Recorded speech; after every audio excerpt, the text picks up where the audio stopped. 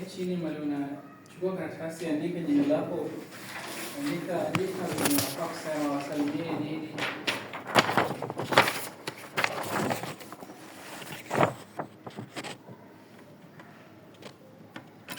Karibisha wanafunzi, hapo ndo wanaona kujia kila siku. Ukianza tu kusoma bure, unawakaribisha wanafunzi ambie leo ndio wajue ni mwalimu unafundisha. Si eti watakuwa wanapita tu wanasoma wanafaidika wanaenda. But ukitaka warudi wanajua wewe ni mwalimu wa interact na wao tu hivyo ndio watakuwa wanakufuatilia.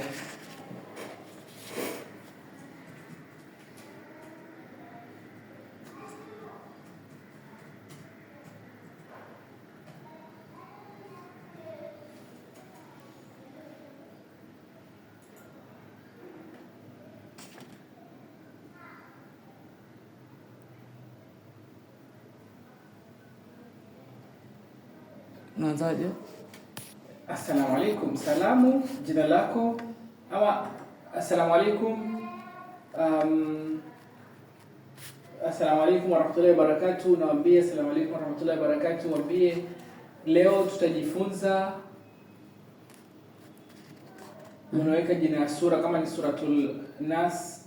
Leo tutajifunza suratul Nas pamoja. Leo tutajifunza suratul Falaq pamoja. Leo tutajifunza hivyo. Umeona?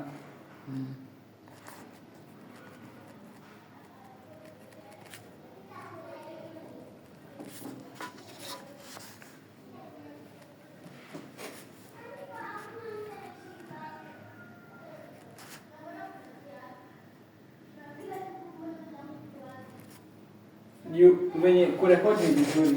Ukirekodi bila kusema na chochote ni vizuri, watu watapata video zako watawatch na baadaye wataenda. Sasa ukiinteract nao waambie leo tutajifunza nini, watakaa wasikilize, next time watataka kurudi.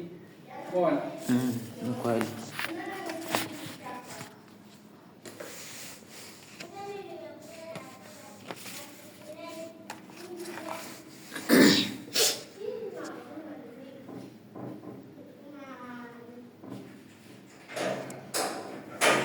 So kitu mtafanya, utageuka hivi kidogo juu hiyo light iko ama weke hivi, ukae hivi alafu niko hapo hivyo.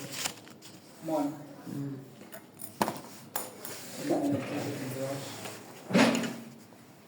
Songesha kiti hapo kidogo.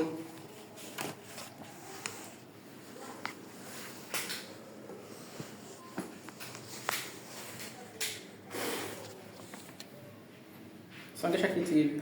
Eka Qur'ani yako iko hivi. Kiti yako eka hapo. Kiti eka hapo. Hivyo sasa. Hii sionekane hapo ndani. Sasa hiyo wewe unataka kushika kwa kichwa. Unafanya nini? Ndio wazi kuonyesha hapo.